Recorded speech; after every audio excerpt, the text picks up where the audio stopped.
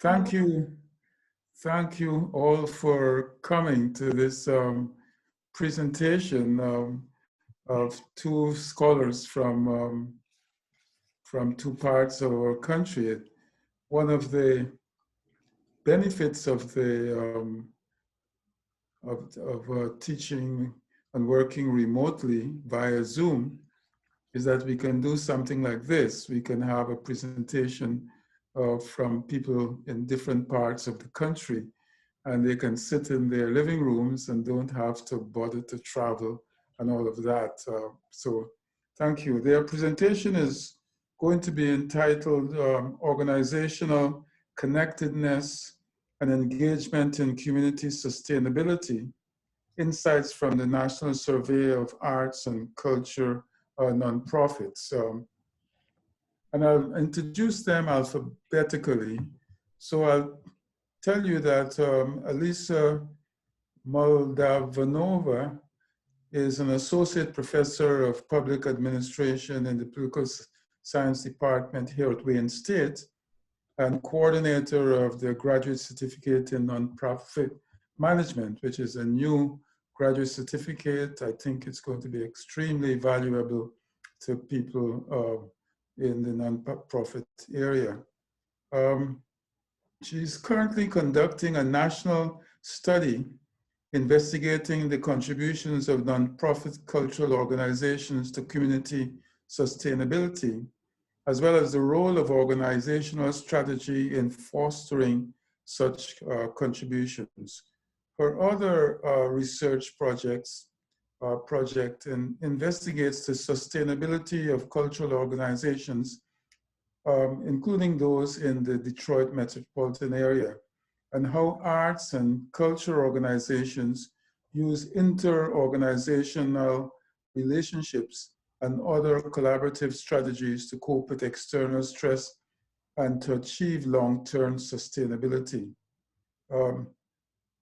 Dr. Moldavanova, her work has been widely published. I'll just mention some of the places. They include Journal of Urban Affairs, the American Review of Public Administration, Public Management Review, Administration and Society,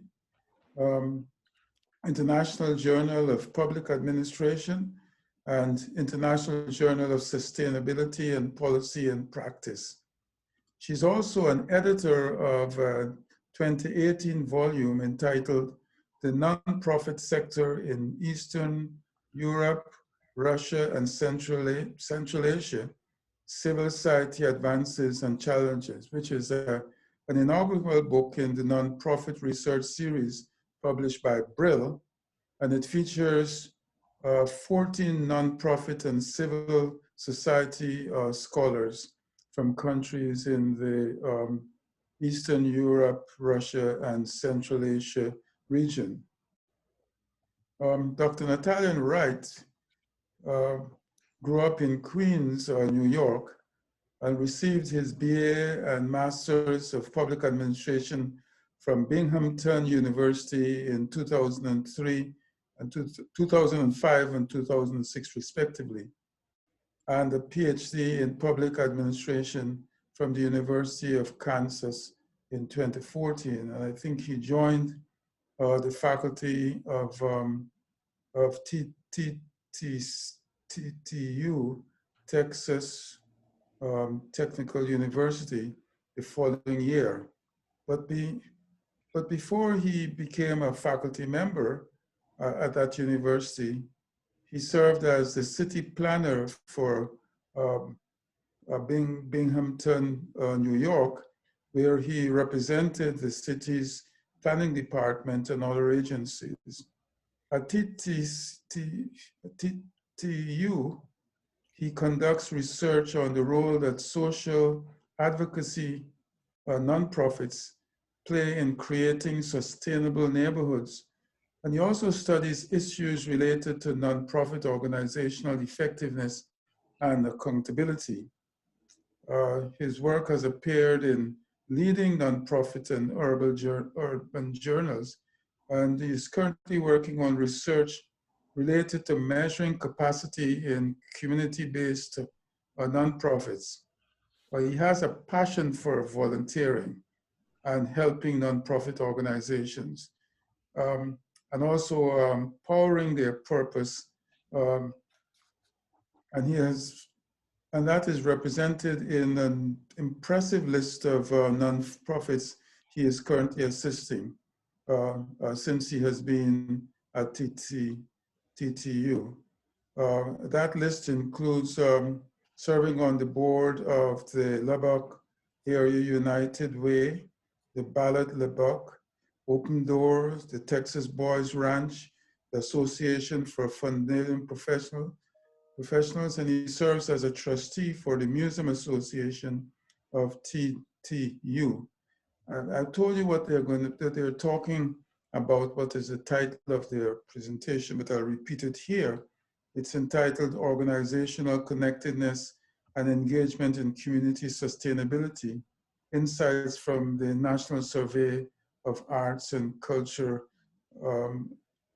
Nonprofits. But before I give them the floor, I think I would be remiss in not telling you how grateful I am to Professor Moldavanova for her involvement in the work of the Humanities Center. This is just one other example of her contribution. But even before she became a resident scholar in our center for 2 years, she attended a number of our Brown Bag talks. She participated in our conferences. She's currently serving on our advisory board and has been a wonderful member of the advisory board to date. And as a director, I dream of having advisory board members like her. So I want to thank her again for her contribution. And now I call on Professors Moldavanova and Wright to make their presentations. Thank you so much, Walter, for the stellar introductions as usual. And I'm mostly grateful about this opportunity that you are providing to me and other people to get involved in the work of the Humanities Center, as well as to support the mission that you have about connecting interdisciplinary research and researchers all over campus and beyond Wayne State's campus. I just think, this mission is so important and so relevant. And in this day and age, when we're living through global pandemics, it's hard for us to think about the global impact of our research without the centers like the Humanities Center. So it is my pleasure to be a part of this agenda and to facilitate it as much as possible. And thank you so much for providing this opportunity to present this work today. I think I'm just looking at the participants and I'm quite amazed to see all of these diverse groups and people from other universities and other countries on call today. So for all it's worth, right, there is someone from Peru on this call, I can see. For all it's worth, I think, us going online or broadcasting this online has opened up new opportunities. So thank you so much for adapting this way and allowing this type of interaction to happen, not just for this talk, but for the other talks as well. So I would also like to welcome several colleagues here from the Political Science Department, especially the Colloquium Committee, who has kindly agreed to sponsor this talk, as well as my colleagues from the Arts Connect group. So that's a campus-wide group of researchers who focus on arts and humanities research all over Wayne State campus. I can also see some people representing other universities outside of Wayne State, so welcome. And I can also see among the attendees people who took part in the study that we are presenting today with Dr. Wright. So this is a special thank you and welcome to you who were able to spare the time to respond to the survey. So the results that we will be presenting today are based on the survey that we launched in January, and we ended the survey in March, right in the middle of, the COVID pandemic explosion. So, you know, as researchers, we highly appreciate the time that you were able to make to answer the questions and to provide insights about the research that we're doing here. So thank you so much and welcome. And actually, the paper that we are presenting today is a national study, but it's a follow-up on the project that Dr. Wright and I did a couple of years ago, serving arts and culture nonprofit organizations in the state of Michigan.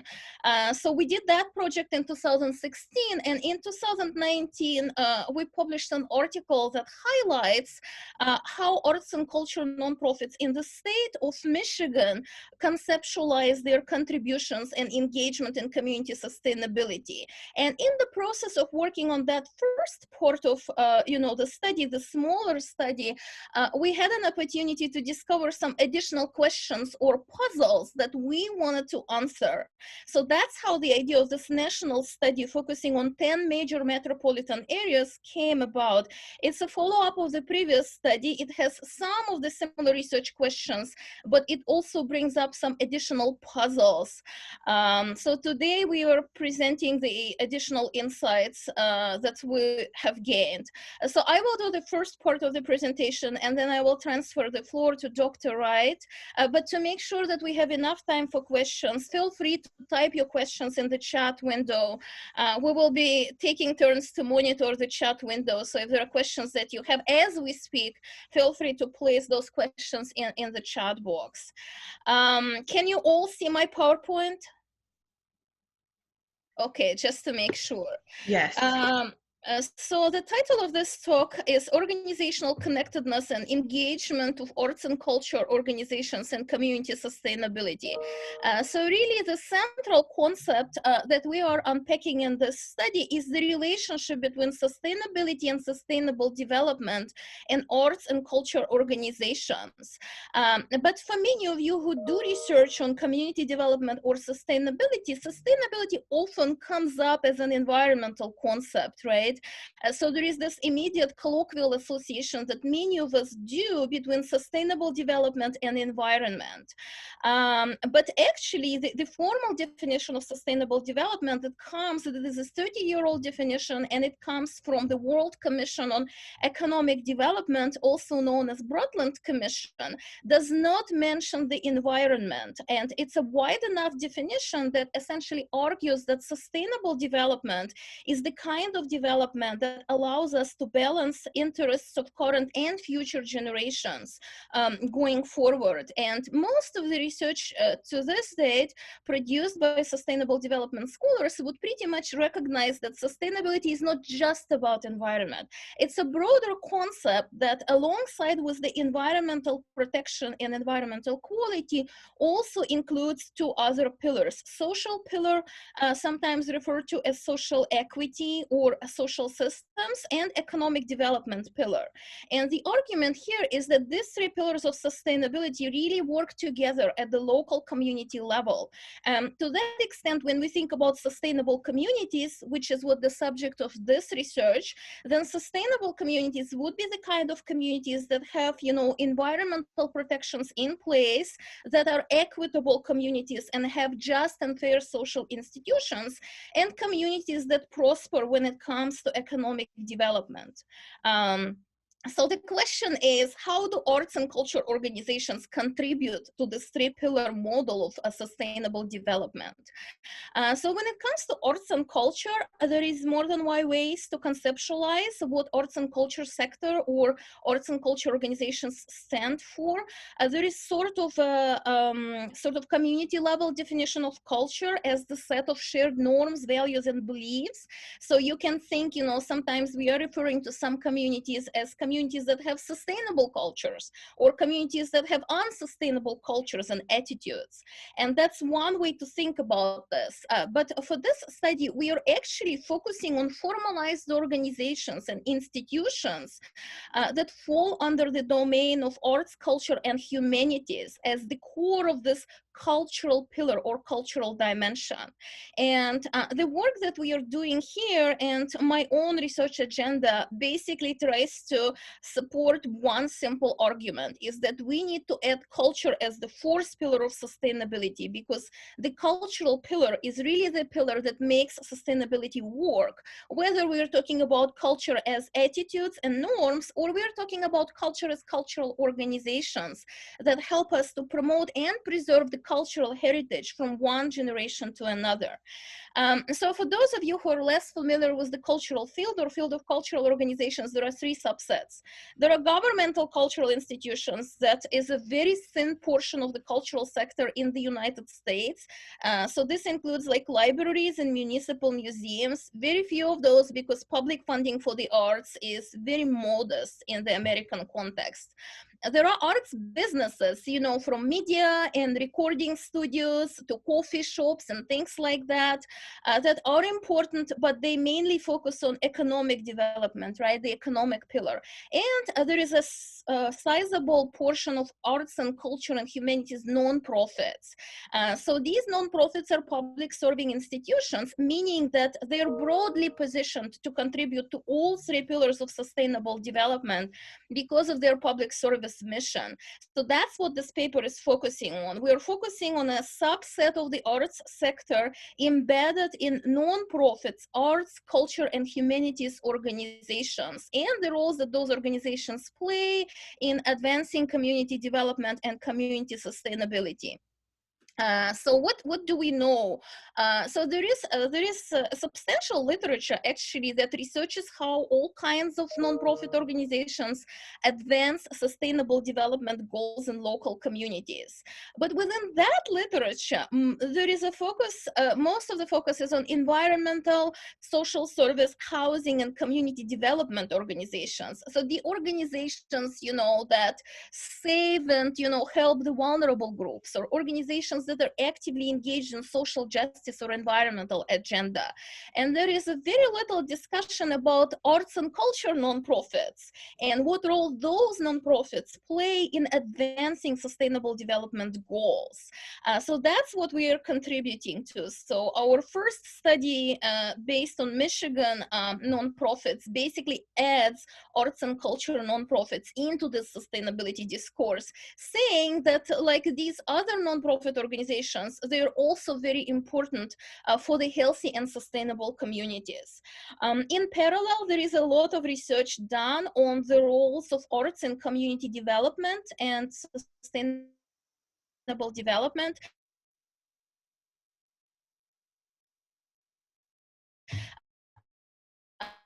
For instance, you know, there are studies that arts organizations as public serving organizations offering youth education services, right? Who are in Detroit metropolitan area, think about Heidelberg, right? So that is a non-profit. Also more a pause. I think we have restarted the recording. So there is a lot of studies that kind of, you know, research all of these different effects that arts and culture organizations have on local communities. But there is not much connection between community development literature and sustainability or sustainable development literature. We also know that some arts and culture nonprofits are more actively engaged in community sustainability agendas than others. So we cannot make an assumption that every single one arts organization is committed to sustainable local development. So the question then becomes, as a research question, is what drives some arts and culture nonprofits to be more engaged in community sustainability agendas, and what are the factors, internal or external factors, that organizations can or cannot control that will foster the engagement of arts and culture organizations in community sustainability. And it's important for us to understand this type of question from a research point of view, because it's interesting, it's a puzzle, right? why nations are more actively engaged in community development and sustainability and others are less engaged, but it also has a policy relevance, because if there is an expectation that arts and culture and humanities will contribute to local communities, then we need to know how to assist those organizations or how to help them to be more engaged. So that's where we're coming from with this research question. What are the drivers of arts and culture nonprofits engagement in community sustainability? So to conceptualize the various roles that arts and culture organizations play in relation to community sustainability, we rely on some of the nonprofit literature that applies to all nonprofit organizations, not just to the arts, but we also rely on the previous studies. So some of the studies are actually as old as my dissertation, so that's 2013, 2014, and some are newer, so that's the paper that Dr. Wright and I published last year that allowed us to test these roles and empirically validate those roles. So this dimensional model of arts and culture impact on sustainability basically advances three type of roles that arts and culture organizations play in their local communities. So the instrumental role is about the tangible instrumental impacts that arts and culture organizations play in their local communities. So example of that would be, neighborhood revitalization or beautifying the neighborhoods or economic development. So that's something that's not about arts by itself, right? But it's about measurable outcomes that we know when we see them, right? So we know that the neighborhood is now more attractive, it's more beautiful, it's more revitalized. So these are the instrumental roles. Semi-instrumental roles are less about tangible impacts and they're more about values. It's about the ability of arts and humanities to foster sustainable values, whether this is about the importance of environment or social justice or all of these other parts of the sustainability narrative. Art and humanities can invoke values and attitudes and emotions that help societies develop those sustainable attitudes. And finally, the intrinsic role is about the art in and of itself, right? So if you have a neighborhood and there is a library in that neighborhood, or there is a museum, or there is an art gallery, nobody would argue, that the neighborhood doesn't benefit from it, even though the gallery may not be fostering environmental discourse or, creating jobs. Just the fact that there is a presence of an arts and culture institution that focuses on its own artistic mission is important for the sustainability of those communities. So here are some examples of the actual roles that we used in this study as survey questions, right?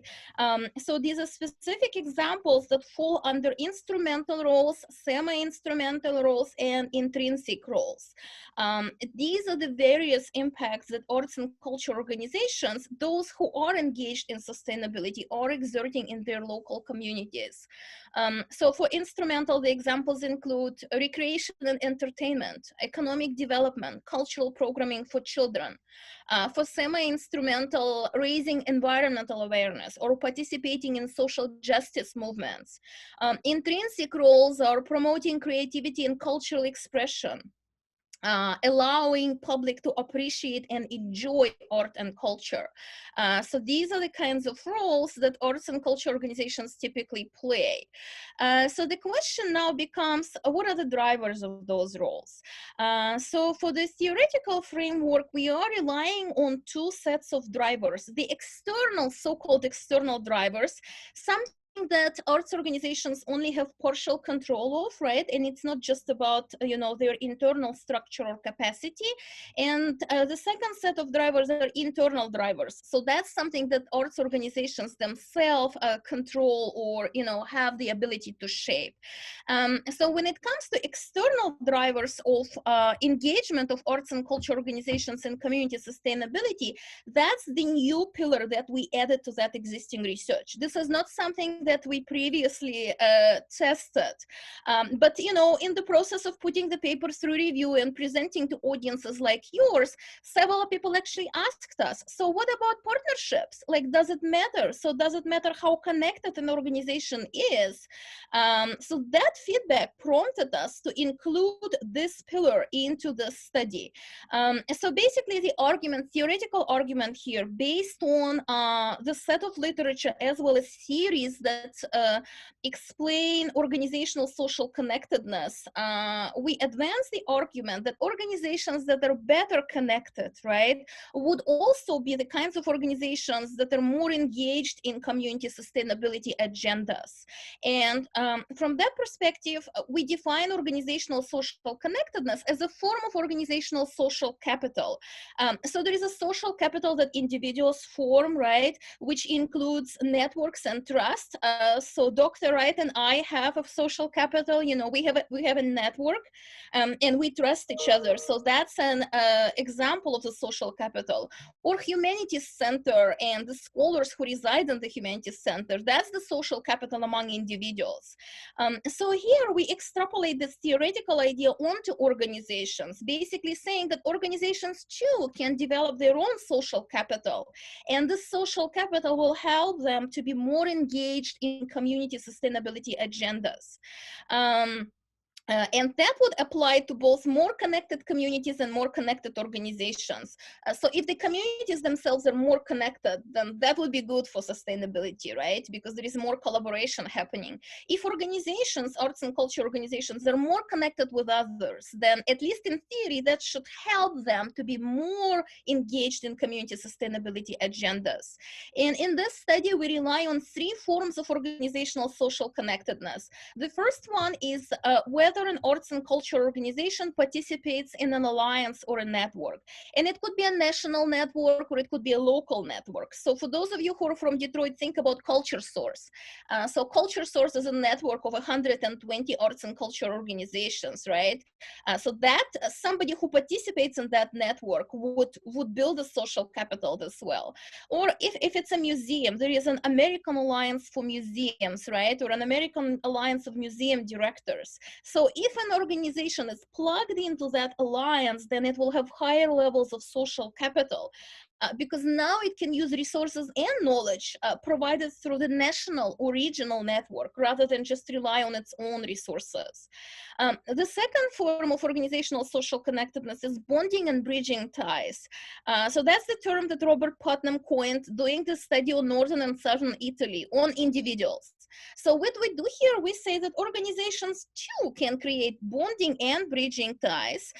So in the arts context, example of bonding tie will be, you know, a museum working together with a theater, right? And so both of them are arts and culture organizations, or a library working together with, you know, a museum or a gallery. So that's an example of a bonding tie, because that's a tie formed among similar actors which come from the same sector. Or ties among nonprofits. If an arts nonprofit organization partners with a social service nonprofit, that would be a bonding tie as well, because they belong to the same sector, right? Nonprofit organizations. Bridging ties in the arts context include a variety of actors. The major bridging ties for the arts are businesses.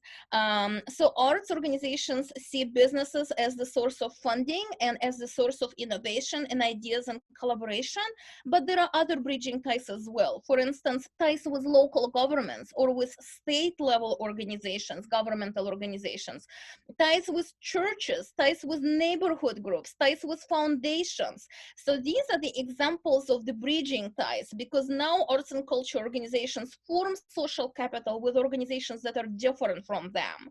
And finally, inter-organizational partnerships. So the number of active partnerships, how actively an organization is currently connected with other organizations, how much they rely on those partnerships to advance their own mission, is also an important pillar of social connectedness. So once again, the argument here is that the higher the social connectedness is, the more arts organizations will be engaged in sustainability agendas. So the second driver, the internal driver, so you can see that there is a dichotomy here that we are trying to test. Basically, are external drivers more important than internal drivers, or vice versa? Are internal drivers more important than external drivers?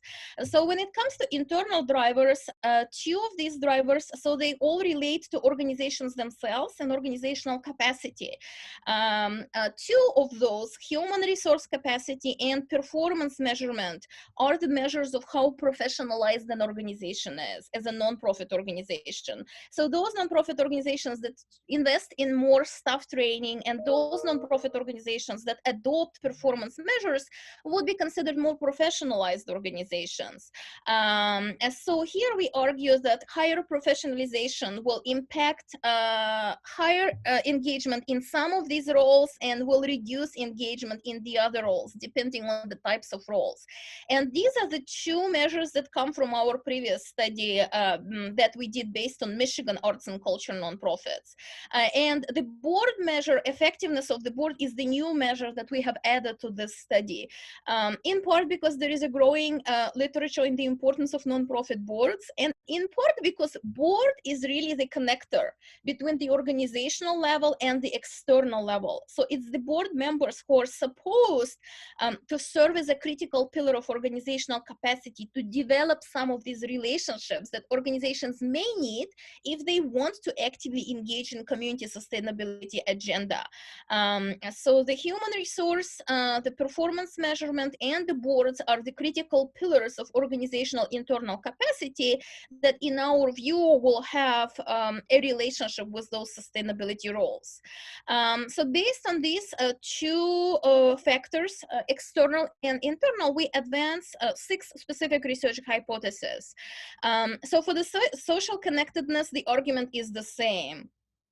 Organizations that are participating in professional networks and alliances, organizations that rely more on bonding and bridging ties, and that have a higher number of active inter-organizational partnerships, we argue, would be more engaged in all 3 sustainability-related roles across the board.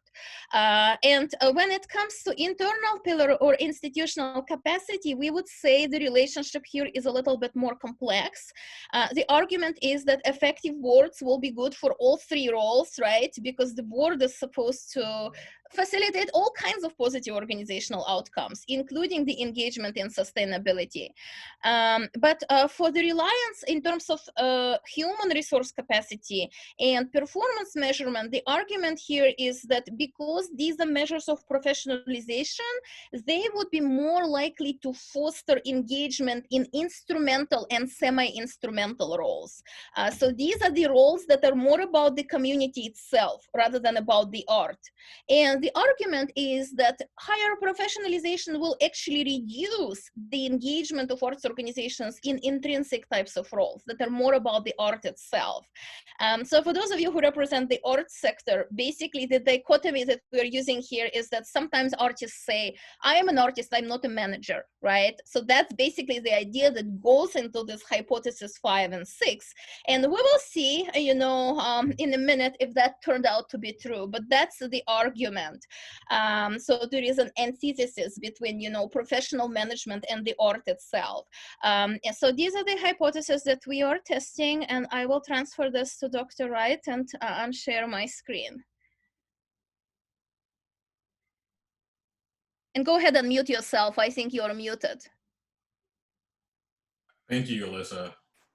Let's see.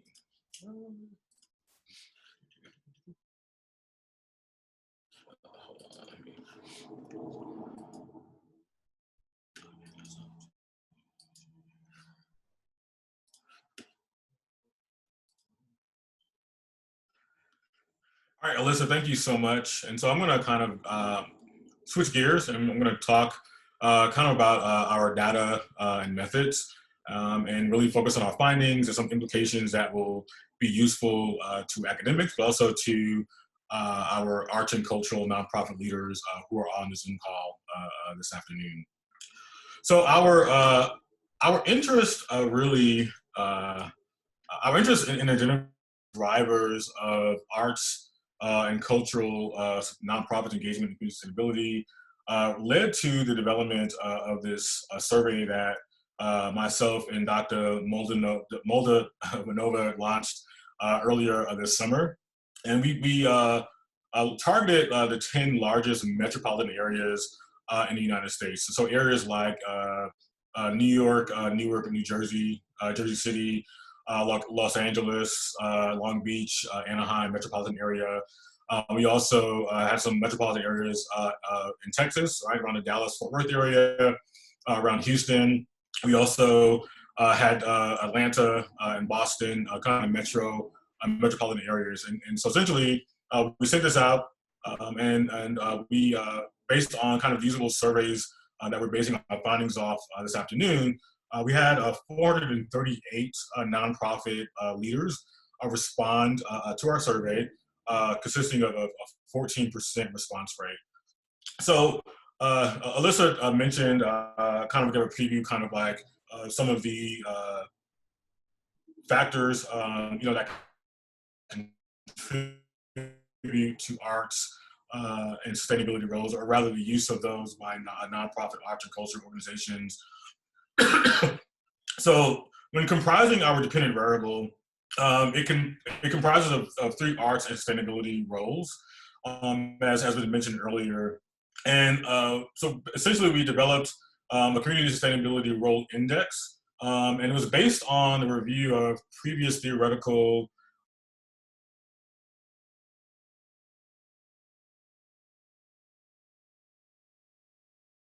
and empirical research on ways in development goals in their local communities, as well as a previous survey instrument developed by myself and Dr. Moldavanova a couple of years back, right? So again, this is an extension of a survey that we did just solely for the state of Michigan, but we expanded it again to the 10 largest metropolitan areas. So when comprising, again, the sustainability role index, we use factor analysis to align the survey indicator items with the appropriate role constructs. And then we use mean performance ratings, were then created as the average of the respondents' ratings for the survey items, measuring performance on the respective role, or rather the use of that particular role. And so as a primary focus of this study, we're really focusing on the relationship between, again, social connectedness, institutional factors, and arts and sustainability roles, right? And so we use measures previously adopted and used in the nonprofit management literature. And these factors included bonding social capital, bridging social capital, right? And so we also use other institutional factors, again, ranging from professionalization, performance information use, board effectiveness, and we also control for age size, location, percent government funding, which are standard controls that are used when kind of looking or assessing performance or engagement by nonprofit organizations or organizations in general. And again, the data sources, again, are based on the perceptions of top-level managers, and we also incorporate financial data from GuideStar. So in order to conduct this analysis, right, and really get a sense of, whether or not these internal and external factors matter to engagement or use of these arts and sustainability roles, we employ a total regression because our dependent variables are scale averages that range from 1 to 5. And we couldn't use ordinary least square regression because, again, for those of you familiar with OLS, that assumes that data are continuous and are not bounded artificially. And the coefficients from the Tobit analysis can also be interpreted the same way as we interpret OLS coefficients. However, the Tobit regression model procedure rather accounts for the bounded nature of the dependent variables. So that's why we chose to use a Tobit regression versus using OLS. So here is just kind of like a brief kind of snapshot of our findings, and I'll get into further detail in our next slides. But as you can see, bonding ties and bridging ties really matter to these semi-instrumental and intrinsic roles. bridging ties matter solely to instrumental roles. And so again, these organizations that form bridging ties and bonding ties are more likely to use semi-instrumental and intrinsic roles. Whereas with bridging ties, these arts and culture nonprofits really only find value when it comes time to engaging in instrumental roles. And I'll spend more time breaking down these findings in the next couple of slides. From an institutional capacity standpoint, from an internal management standpoint, human resource capacity matters to the instrumental roles, right? And so, whether or not you have staff, skilled staff, capable staff, your board of directors matters to whether or not. Well, so exception of board governance, performance measurement also matters. So organizations that take time to measure their performance, right, are more likely to use these instrumental roles. And I'll talk more about kind of why that's the case. From a board governance standpoint, we don't find much movement. And so looking at kind of like from an instrumental standpoint, boards of these arts and culture nonprofits, or through the lens of the executive director, really don't find that much value in using these instrumental roles. And then again, we have some controls, and I'll talk more about those controls and what this means, but kind of want to just focus on kind of our main findings as it relates to our key independent variables related to connectedness and institutional capacity. So as I mentioned, right, organizational affiliation with the professional network, there was no significant effects on the engagement in sustainability related roles. And so really thinking about kind of like what this means, right? And so, organizations, arts and cultural nonprofits, may not find much value when participating in a professional network, right? And especially that network encouraging them to engage in those 3 types of roles that we identified in our study. Also, many times these individuals may not, or as executive directors or managers in arts and cultural nonprofits, you may not find much value, right, in participating in professional networks. And for many executive directors who oftentimes are the only one running arts and cultural nonprofits, especially smaller arts and cultural nonprofits, may not have time, right, to really participate in these professional networks or other resources such as money to pay for memberships and things of that nature, right? So again, not surprising because there are some negative downsides that we find in the nonprofit and public management literature as it relates to organizational affiliation with a professional network. So kind of getting now to bonding and bridging, right? And so we find that both have a positive effect on engagement in all 3 sustainability related roles, right? And so this is really no surprise that top managers would view bonding and bridging ties as critical factors associated with the greater use of semi-instrumental and the intrinsic roles. And so remember from Alisa's previous comments that bonding allows organizations to get by encouraging reciprocity and collaboration, and bridging allows organizations to get ahead by providing access to resources that are not otherwise available, right? And so, for example, for semi-instrumental roles, many arts and culture nonprofits often participate in coalitions with other organizations to influence policy and raise community organization awareness to promote creativity and public access to the arts and improving access to arts education, like for all students, right? And so, again, when it's focused on advancing semi-instrumental and intrinsic roles, many of these arts and culture nonprofits really find value through those bridging ties and also those bonding ties that they form with other organizations. And looking at kind of the number of inter-organizational partnerships, it had a positive effect on the engagement in all the sustainability-related roles, right? And so, again, this finding really wasn't that surprising. And so, again, these top managers really find value in inter-organizational partnerships, right? And so, the literature in nonprofit management and also in public management really point that, inter-organizational partnerships, have lower negotiation costs and less conflict, have lower transaction costs. It's a better use of internal resources, and really is a greater collective opportunity between partners, right? So again, it was no surprise that these arts and culture nonprofits find value in the use of inter-organizational partnerships.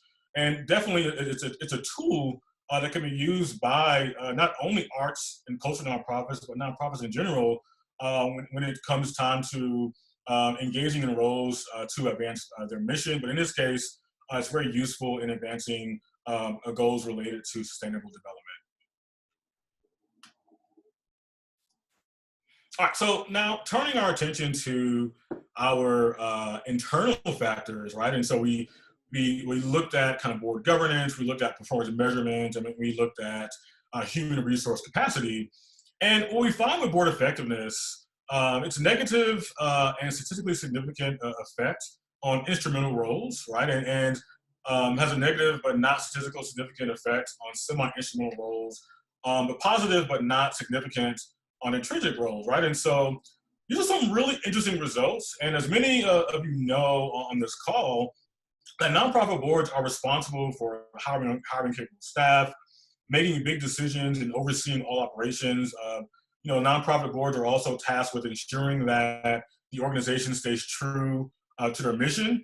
But here we have mixed results that may suggest that board of directors may not find value in the organization engaging in these roles, and also there may be a disconnect between the board and the overall mission, and maybe really a disconnect between the board and also the executive director. I mean, many arts and culture nonprofit boards and really nonprofits in general really find it difficult sometimes to really have board members that are actively engaged, right? And so a lot of times board members are just showing up and are not actively engaging, and really a lot of board members, they view their role really as reviewing the financials, doing the performance of the executive director, and maybe helping with fundraising, right? And so they may view those roles as being much more important than actually roles or goals related to community sustainability. And again, we can't forget about just the capacity, right? A lot of times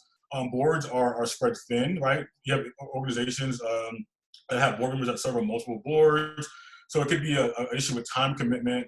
We're not having skilled board members that can help advance these goals. So again, these are just some reasons, and I would love to kind of hear more about this in our discussion. But again, these are really some assumptions as to why we find a significant effect when it comes to instrumental roles, right, and no relationship when it comes to semi-instrumental and intrinsic roles. So again, kind of looking at the reliance on performance management, we find that this is positively and statistically significant effect on instrumental roles. We don't find a relationship as it relates to semi-instrumental and intrinsic roles, right? And so this really is no surprise, given that there was a positive relationship between reliance on performance management or use of performance measurement and instrumental roles. And so again, organizations definitely may find value. A lot of times, often executive directors are constantly measuring performance when it comes to how they contribute to local economic development, providing recreational and entertainment opportunities, and providing access to arts and cultural programming for children. And so, for example, many nonprofit organizations, right, that provide entertainment opportunities, whether you're a ballet company or school, whether you're a local theater or museum, many times organizations use already like attendance as or other program outcomes as a way to measure performance, right? I think what we can conclude is that there really are performance measures in place more so for instrumental roles versus the other two roles. And so again, organizations may have that infrastructure in place and may have difficulty kind of developing other types or even figuring out how you measure roles as it relates to semi-instrumental and intrinsic roles. And again, looking at investment in HR capacity, the greatest assets of any organization are its human resources, and organizations spend a considerable amount of resources in building the capacities of their employees. And so human resource capacity building also equips employees to achieve organizational goals.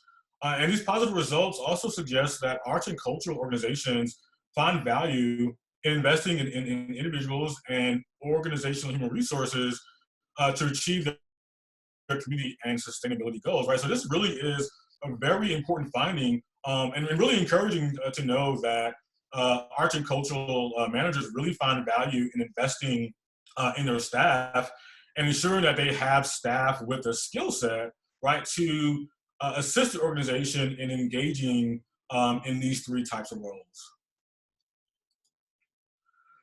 Right, so kind of looking at some of our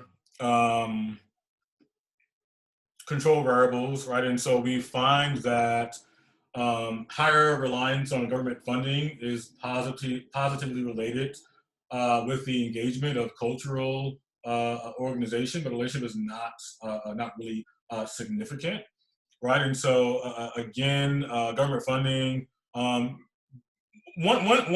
I guess assumption or conclusion we can come with as it relates to kind of like the reliance on government funding is that many nonprofits outside of this kind of like NEA funding really don't rely on a lot of government funding, right, to provide a lot of their services. And so a lot of organizations are relying on donors, individual donors.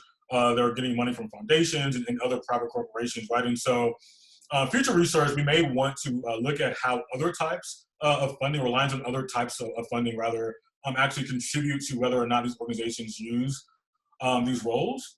And even though that this finding is only significant for semi-instrumental roles, again, it's not surprising because a lot of government funding is often tied to encouraging organizations, right, to participate in coalitions, to assist in raising community awareness, and also really thinking about how they can promote like social justice within the community. And so again, you find government funding tends to be more geared towards semi-instrumental roles. However, it's really surprising that organizations really didn't find value in government funding as it relates to contributing to local economic development and creating other entertainment opportunities. And this could be that resources are just not available at that level, right? And have to rely more on foundations and other sources of income revenue to fund those types of programming for the organization.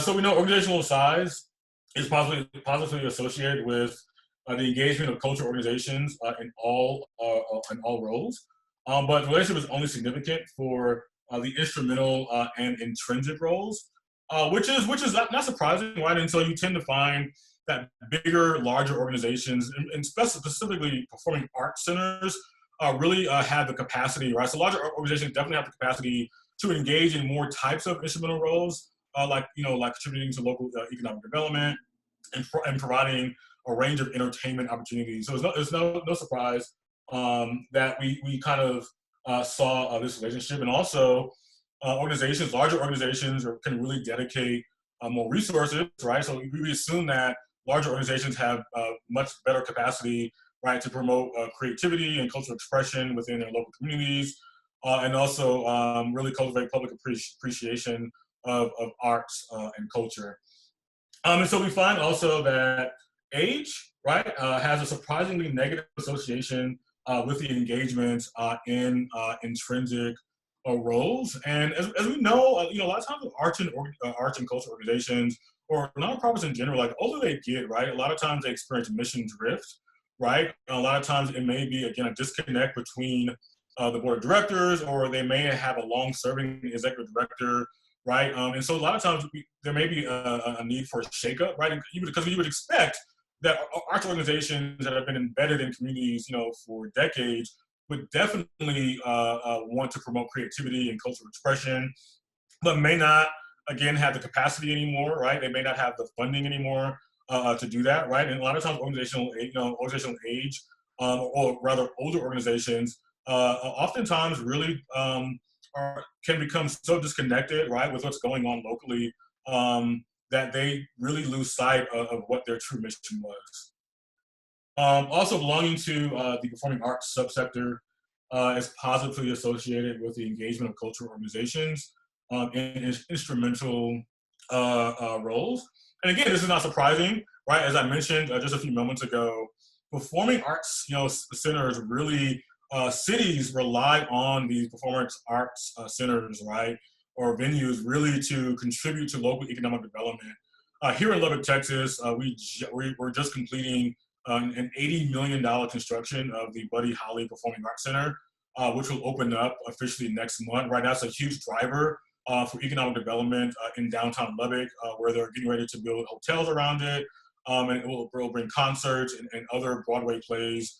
So again, it's no surprising that the performing arts subsector really uses or relies on instrumental roles, because oftentimes those types of arts and cultural organizations are the ones who are actively contributing to local economic development and providing a range of recreational and entertainment opportunities.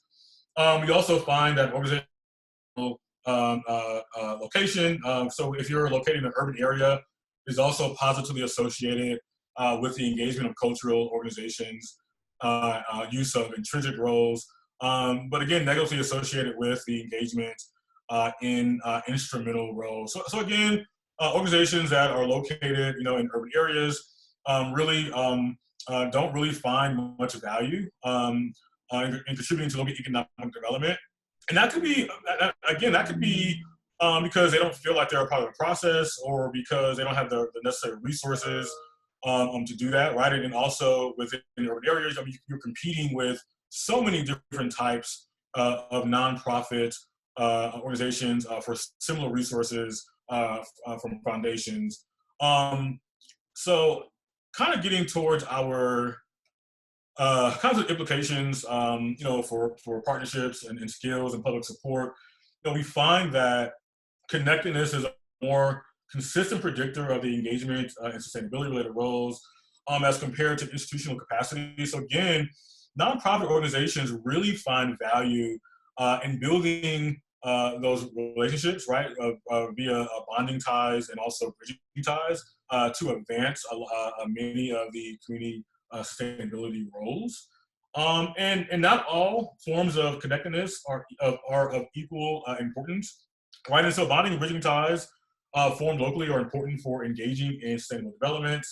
Kind of looking at our internal factors, we see that institutional capacity is a more consistent predictor for instrumental roles as compared to other types of roles. And again, kind of looking at, a lot of times arts organizations, right, when it comes to contributing to local economic development, or even thinking about kind of like creating entertainment opportunities, that requires a lot of people at the table, whether it be people from the board, or whether it be having like skilled people at the table, right, who understand what to do. And so again, it's not a surprise that institutional capacity is overall is an important predictor of whether or not these organizations will engage in these community sustainability roles. Right. We also know that better trained human resources are important. Right. And so again, this is consistent in many nonprofit studies that really talk about the importance of having better trained employees, right, to help really advance these roles. And so, for arts and cultural nonprofits who are on the call, really think about how you can really increase your HR capacity to not only achieve community sustainability roles, but also just achieving your mission overall. So again, having skilled staff and having a range of volunteers and having board members who are committed to the mission are really important to advancing these sustainability agendas. And more effective boards tend to steer away from instrumentalizing the arts. And this is no surprise, right? A lot of arts organizations really are afraid, right, to take a step in terms of thinking about how they contribute overall to local economic development. Many of them feel that their role really is more so on the artistic development side versus kind of the management side, right? And again, board of directors may not feel that the organization has the necessary skill set, right, to engage, right, in advancing local economic development. So if you have a ballet company, right, that's being run by an artistic director, you know, he or she may not have a skill set really to advance goals related to local economic development. And again, as really important, public funding supports arts engagement in local sustainability agendas. So we do know that public funding definitely is really important, encouraging nonprofits really to think about how they can partner with foundations and other funding entities to advance those community sustainability goals is really important. We do know that public funding matters, but also I think for future research, we would definitely want to consider how other types of revenue streams contribute to advancement in these specific roles. So that's it. Want to kind of thank our research participants who are on the call. Definitely those arts and culture organizations who took the time to take our survey. We're so appreciative of it. And we're so appreciative also to the National Endowment for the Arts for providing this funding, and also to our research assistants, Sarah, Kareen, and Malik, who were very instrumental in collecting email addresses and helping us get the survey contact list together for distribution. So again, thank you for this time, and we would like to take questions.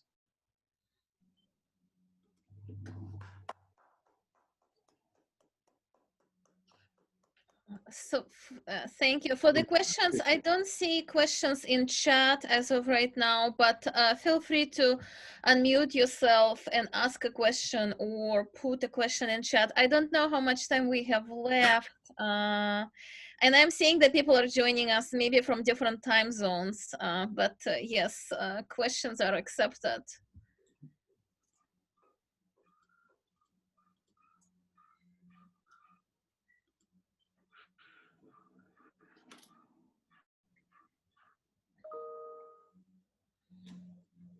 Just raise your hand if you'd like to ask a question.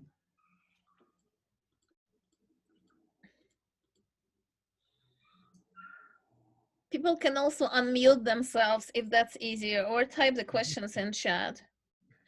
So one question that we do have is whether this PowerPoint will be available and whether there is a presentation. So as a matter of fact, we are being recorded right now still. So this will be posted, I'm guessing probably at some point next week on the Wayne States Humanities Center website. So you will get access to both the PowerPoint and the presentation. Yes, yes, indeed, yes. And in terms of other ways to share these findings, we will of course be working on a paper. This is something that we would be able to send to research participants. We usually share our research results with research participants. So if you are one of these organizations who took part in the study, we will send you a paper once the paper gets published. It typically takes slightly longer for the paper to get published just because of the review process. So the paper version will be available hopefully, next year or in a couple of years.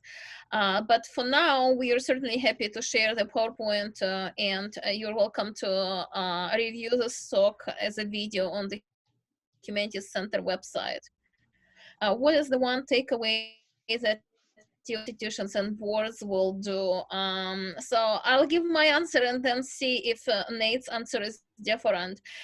So to me, there were two takeaway points or three takeaway points is that for the engagement and community sustainability, external factors matter more. So how connected those organizations are rather than single elements of institutional capacity. But, that said, when it comes to what matters more, for instance, ties that nonprofit organizations have within their own communities are more powerful as compared to remote national networks. So whether, I was a member of a national network didn't matter as much. But if I had workable relationships with local organizations in my community, then yes, I would be more engaged. So for those of you who are looking to foster that engagement or who are looking to engage, that means that you would likely need those partnerships, both bonding and bridging ties. The finding about the board actually makes perfect sense to me because, the board had a relationship, positive relationship, although not significant with intrinsic roles, which means that boards are protecting core artistic missions. So board members, likely for those organizations that took part in our study, so it was a measure of professionalization, were making sure that arts organizations don't go too far from their artistic mission, which is intrinsic roles, right? So it's all about the arts. While some board members may be skeptical why an arts organization wants to redevelop the neighborhood, or, you know, do the social justice, or, you know, engage in environmental discourse. But, you know, here we are reporting averages, right? So these are the tendencies that we see in this data. That's not true for every organization, but it seems to be that what we're finding is that more professionalized staff, you know, the CEO and the staff is actually more likely to help organizations to be more engaged in sustainable development. But more professionalized boards are more likely to steer arts towards intrinsic roles, you know, and steer them away from these other roles. So that's an interesting finding. So for those of you who are in the field, the question is, like, do you need to educate the board about the importance of these initiatives, or do you need to rely primarily on the staff and, you know, the executive level to foster that? And maybe both, right? So that's an interesting finding. The governmental funding was interesting as well, but it was only helping arts to do the instrumental roles. So something that's measurable and tangible, which means that governments are less likely to support the intrinsic mission and to support the social justice agendas that arts organizations may have. And they're more likely to support redevelopment, economic development, and all of these tangible outcomes. So it's less of an implication for the arts, and it's more of a policy implication. So is it equally important for us to value arts intrinsically and not just instrumentalize them through the public funding? But that's kind of a broader philosophical question. So these would be sort of my takeaway points, and I'll let Nate share his takeaway points. So I'm just going to focus on really the board governance piece. And so Alexandra and to my Rena, you really asked some really important questions, right? And so from a research standpoint, but also from a practice standpoint. And so I currently serve as board president for Ballet Lubbock here in Lubbock, Texas.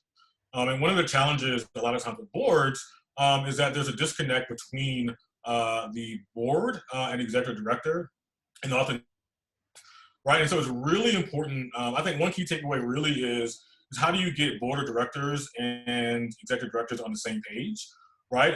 And to really think about how they could advance other types of sustainability related goals and where they really kind of step out on faith, right? And so one of the things that we did here is, you know, we were a $500,000 organization and then became almost a $2 million organization, and we pushed the executive director to really think outside the box in terms of moving downtown into this big performing arts center, right? And so, and another strategy, so essentially really focusing on, I think, recruiting diverse board members, right, who are just not in the artistic world, but also have other, you know, other expertise, right? So I'm really big on cognitive diversity, and that's really important to really growing boards and ensuring organizational success.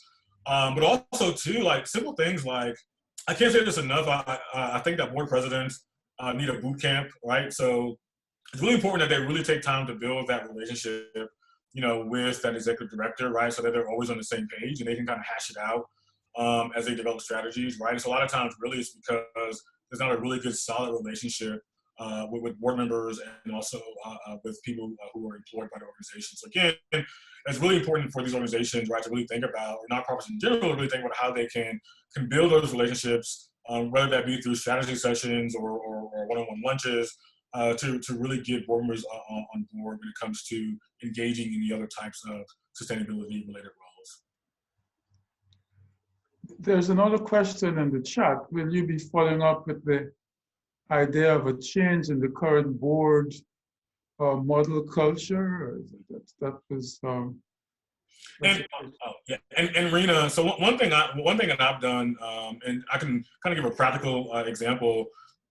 One thing that I've done, you know, specifically with Ballet Lubbock is I actually meet with the executive director. We have a standing lunch meeting every month And we kind of talk through these issues, and before we bring them to the board to make sure that we're all on the same page, but also for him to express, right? A lot of times that's his opportunity to really sell me on, these ideas in terms of how we can engage in things that we haven't done before. Also, as board president, I meet with every board member twice a year. We do lunch where we have the executive director and also a development person. And so again, ensuring that board members are engaged. A lot of times, board members never hear from the executive director or the board president, right? And so again, those are other strategies in terms of what you can do to kind of change the culture on the board. And I just put a link to the Humanities Center website, Brown Bag series. So I don't, Walter, how much time does it typically take you? So for people who would like to check back whether there is a recording, is it like next week? About a week. About a week.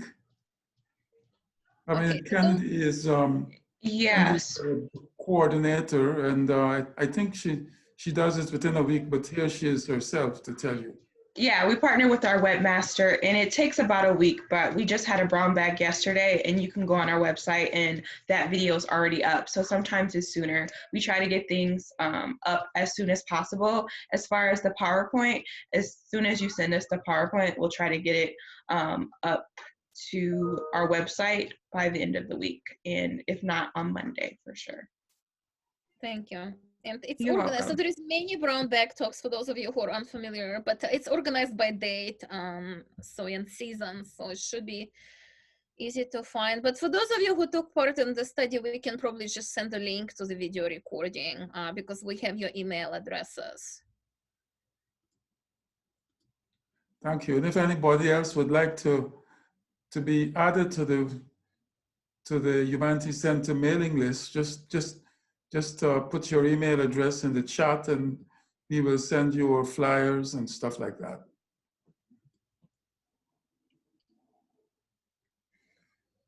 Any more questions? One last opportunity.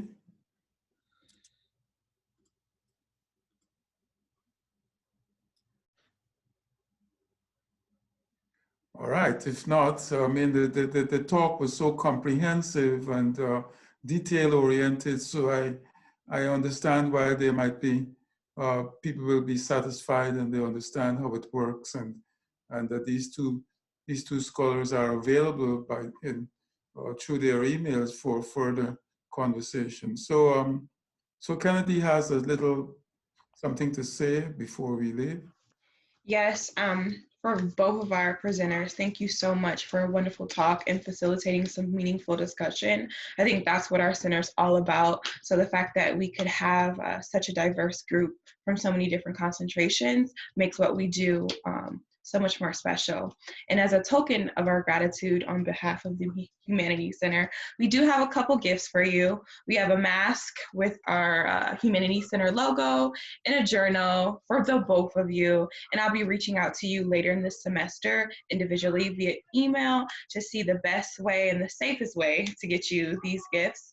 But again, thank you so much. And thank you for our audience. We're gonna be sure to capture this chat and add all of the emails to our mailing list. And again, we're going to try to get the PowerPoint and video recording up as soon as possible at the latest next week, Monday. So thank you again. And if there aren't any more questions, one last time. There was just a suggestion that you guys include the time zone in the invitations. So I guess we didn't include in some of our invitations as well. But if people are reaching out from other states, then that might be helpful. Yes, absolutely. Yeah, we will moving forward, we will definitely do that. I think last week we had individuals from Germany and Canada. So that's a great suggestion. And that's the beauty about Zoom. Every day we're learning something different. So if there's a best practice, we will definitely incorporate that and we'll include it. So thank you. If there is anything else, I'm going to let everybody enjoy the rest of your day. Dr. Edwards. Thank you, Nathaniel. Thank you, Alisa. Thank you so much. Thank you, everybody else. Thanks. All right, everyone have a good one and be safe.